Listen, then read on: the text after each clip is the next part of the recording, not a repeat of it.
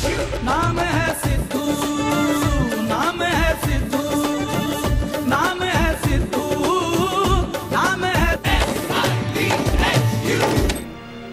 CM Siddaramaiah speaking. ವಿಶೇಷ ಕಾರ್ಯಕ್ರಮಕ್ಕೆ ಮತ್ತೊಮ್ಮೆ ತಮಗೆಲ್ಲ ಸ್ವಾಗತ. ಇಲ್ಲಿ ತನಕ ಸಿಎಂ ಸಿದ್ದರಾಮಯ್ಯ ಸಾಕಷ್ಟು ಮಾತಾಡಿದ್ದಾರೆ. ಇನ್ನೂ ಕೆಲವೊಂದು ಪ್ರಶ್ನೆಗಳಿದೆ. ಬಹಳಷ್ಟು ಜನ ಕರೆ ಕೂಡ ಮಾಡ್ತಾ ಇದ್ದಾರೆ ಪ್ರಶ್ನೆಗಳನ್ನು ಕೇಳಲಿಕ್ಕೆ. ನಾನು ಆಯ್ತು, ಖಂಡಿತ ಇನ್ನು ಕೆಲವೇ ನಿಮಿಷಗಳು ಮಾತ್ರ. ಈ ಸಂದರ್ಭದಲ್ಲಿ ಅಬ್ದುಲ್ ನಜೀರ್ ಸಾಬ್ ಅವ್ರನ್ನ ಜ್ಞಾಪಿಸ್ಕೊಳ್ಳೇಬೇಕು. ನೀವು ಎಮರ್ಜ್ ಆಗಲಿಕ್ಕೆ ಅವರು ಒಬ್ಬರು ಕಾರಣರು. ಆದರೆ ನೋಡಿ, ಅವರು ತಂದಂಥ ಈ ಪಂಚಾಯತ್ ವ್ಯವಸ್ಥೆ ಅನ್ನುವಂಥದ್ದು ದುರ್ಬಲವಾಗಿದೆ, ಭ್ರಷ್ಟವಾಗಿದೆ. ಈ ಹಳೆಯ ಪದ್ಧತಿಗೆ, ಹಳೆಯ ಸಿಸ್ಟಮ್ಗೆ ಹೋಗ್ಲಿಕ್ಕೆ ಸಾಧ್ಯನೇ ನಿಮ್ಮಿಂದ ಅಂತ ಅದನ್ನು ಯೋಚನೆ ಮಾಡ್ತಾ ಇದ್ದೀವಿ. ಈಗ 73rd 74th ಅಮೆಂಡ್ಮೆಂಟ್ ಮಾಡಿದ್ಮೇಲೆ ಎಲ್ಲ ಕಡೆ ಒಂದು ಏಕರೂಪದ ಕಾಯ್ದೆ ಮಾಡಿದ್ದಾರೆ. 3 ಟೈರ್ ಸಿಸ್ಟಮ್ ಮಾಡಿದ್ದಾರೆ. ಗ್ರಾಮ ಪಂಚಾಯತಿ, ತಾಲೂಕ್ ಪಂಚಾಯತಿ, ಜಿಲ್ಲಾ ಪರಿಷತ್ತು. ಮೊದಲೇನಿತ್ತು ಮಂಡಲ್ ಪಂಚಾಯತಿ ಮತ್ತು ಜಿಲ್ಲಾ ಪಂಚಾಯತಿ ಅಂತ ಇತ್ತು. ಮಧ್ಯದಲ್ಲಿ ತಾಲೂಕು ಮಟ್ಟದಲ್ಲಿ ಒಂದು ಅಡ್ವೈಸರಿ ಕಮಿಟಿ ಇತ್ತು. ಅದು ಭಾಳ ಚೆನ್ನಾಗಿ ಫಂಕ್ಷನ್ ಮಾಡ್ತಾಯಿತ್ತು. ಅಬ್ದುಲ್ ನಜೀರ್ ಸಾಬ್ರು ತಂದಿದ್ದು. ಈಗ ಇಲ್ಲಿ ಒಂದು ಎಲೆಕ್ಟೆಡ್ ಬಾಡಿ, ತಾಲೂಕ್ ಪಂಚಾಯತಿ ಒಂದು ಎಲೆಕ್ಟೆಡ್ ಬಾಡಿ, ಜಿಲ್ಲಾ ಪಂಚಾಯತಿ ಒಂದು ಎಲೆಕ್ಟೆಡ್ ಬಾಡಿ, 3 ಟೈರ್ ಸಿಸ್ಟಮ್ ಮಾಡಿದ್ದಾರೆ. ಈ 3ಕ್ಕೂ ಅನುದಾನ ಸರಿಯಾಗಿ ಸಾಕಾಗ್ತಾ ಇಲ್ಲ. 3ಕ್ಕೂ ಅನುದಾನಗಳು ಸಾಕಾಗ್ತಾ ಇಲ್ಲ. ಅದಕ್ಕೆ ಅದನ್ನು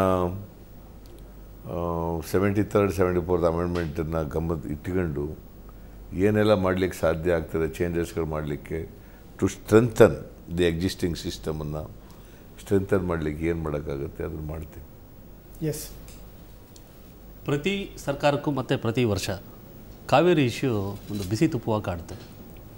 ಈಗ ಅದೊಂದು ತಾರ್ಕಿಕ ಅಂತ್ಯಕ್ಕೆ ಬಂದು ನಿಂತಿದೆ ವಿವಾದ. ಈ ನದಿ ನಿರ್ವಹಣಾ ಪ್ರಾಧಿಕಾರ ರಚನೆ ಅಂತಕ್ಕೆ ಬಂದು ನಿಂತಿದೆ. ಇಂಪ್ಲಿಮೆಂಟೇಷನ್ ಅಂತ ಬಂದಾಗ ಏನಾಗುತ್ತೆ ಅಂತಂದರೆ, ಜನಕ್ಕೆ ನೀರು ಹೋಗ್ತಾ ಇದೆಯಲ್ಲ ಅಂತೇಳಿ, ಅಂದರೆ ಮೇಲೇನೇನಾಗಿದೆ ವ್ಯವಸ್ಥೆಗಳು ಇದ್ರ ಬಗ್ಗೆ ಏನೂ ಗೊತ್ತಿರೋದಿಲ್ಲ. ಜನರ ಭಾವನೆಗಳನ್ನ ಕೆರಳಿಸುತ್ತೆ. ನೀವು ಆ ಭಾಗದವರೇ ಆಗಿದ್ದೀರಿ. ಈ ಇಶ್ಯೂನ ಹೇಗೆ ನಿರ್ವಹಿಸ್ತೀರಿ? ಈಗ ಅದು ಸುಪ್ರೀಂ ಕೋರ್ಟ್ ಮುಂದೆ ಮತ್ತು ಟ್ರಿಬ್ಯುನಲ್ ಮುಂದೆ ಇದೆ.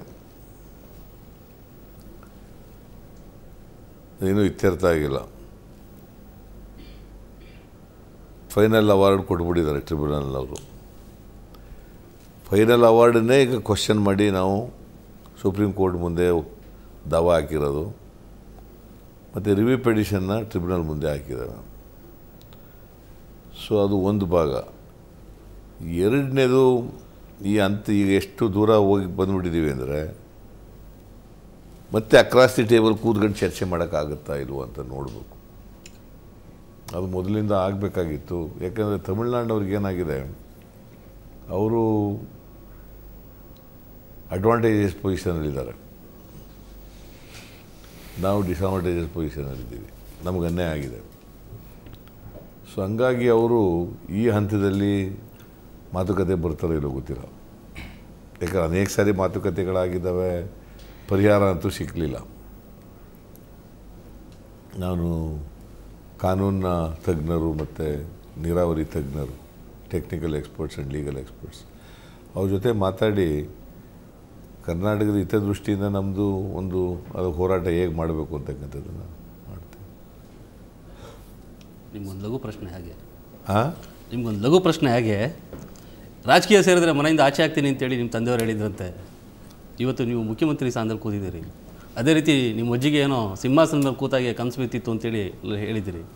ಈ ಬಗ್ಗೆ ಏನು ಹೇಳ್ತೀರಿ? ಅದೇ ನಾನು ಹುಡುಗನಾಗಿದ್ದಾಗ ನಮ್ಮ ಅಜ್ಜಿ ಹೇಳ್ತಾ ಇದ್ಲು, ನೀನು ನನ್ನ ಕನಸಿನಲ್ಲಿ ಸಿಂಹಾಸನದ ಮೇಲೆ ಕೂತಿದ್ದೆ, ಏನಾದ್ರು ಆಗ್ತೀಯ ನೀನು ಅಂತ ಹೇಳ್ತಿದ್ಲು.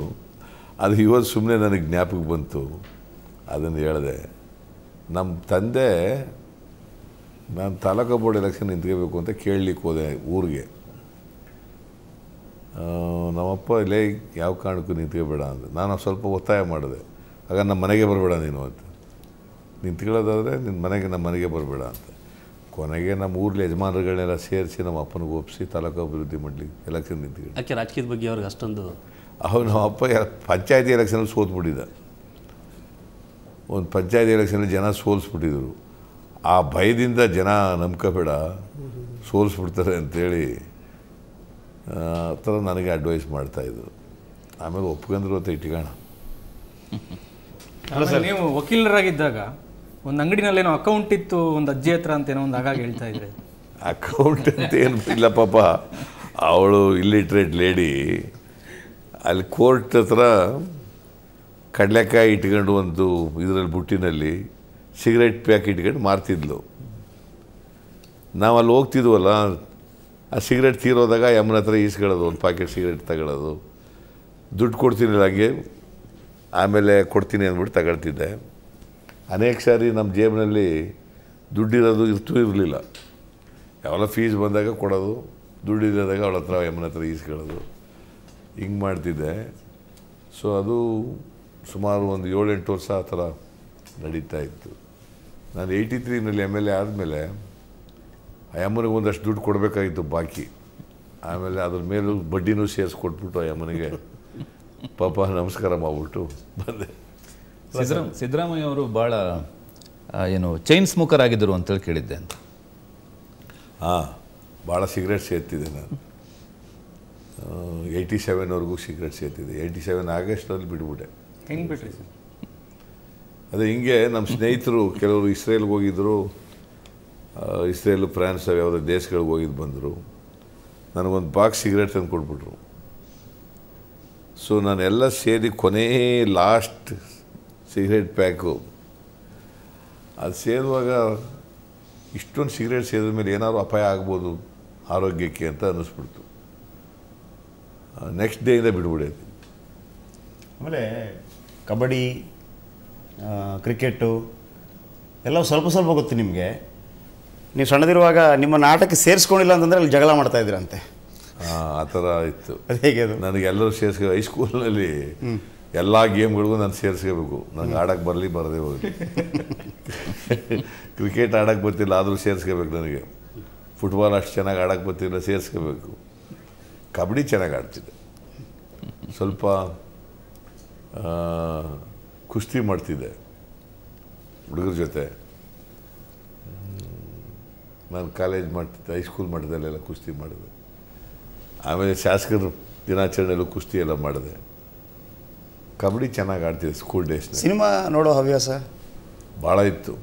ಯಾರು ದೊಡ್ಡ ಫೇವ್ರೆಟ್ ಹೀರೋ? ಕನ್ನಡ ಸಿನಿಮಾ ಇದ್ದವರೇ ಇಬ್ಬರು 3 ಜನ ಹೀರೋಗಳು. ರಾಜ್ಕುಮಾರು, ಆ ಹಿಂದಿನಲ್ಲಿ ಒಂದು 2-3 ಜನರು. ಸರ್, ಆ ಡ್ಯಾನ್ಸ್ ಕಲ್ತಿದ್ದು ಹೆಂಗೆ ಸರ್ ನೀವು? ಡ್ಯಾನ್ಸ್ ಕಲ್ತದ್ದು ನಮ್ಮ ಊರಿನಲ್ಲಿ ನಮ್ಮ ದೇವರು ಒಕ್ಕಲಿದಾರಲ್ಲ, ಸಿದ್ದರಾಮೇಶ್ವರನ ದೇವ್ರ ಒಕ್ಕಲಿರು. ಪ್ರತಿಯೊಬ್ಬರು ಕೂಡ ವೀರ ಮಕ್ಕಳು ಅಂತ, ವೀರ ಮಕ್ಕಳು ಕುಣಿತ ಕಲಿಸ್ಲಿಕ್ಕೆ ಒಬ್ಬನಿಗೆ ಒಂದು ಮನೆಗೆ ಒಬ್ಬರನ್ನ ಬಿಡಬೇಕಾಗಿತ್ತು, ಒಬ್ಬನಿಗೆ ಕಲಿಸ್ಬೇಕಾಗಿತ್ತು. ನಮ್ಮ ಮನೆಯಿಂದ ನಮ್ಮ ಅಪ್ಪ ನನಗೆ ಕಲ್ಸಕ್ಕೆ ಬಿಟ್ಟಿದ್ದ.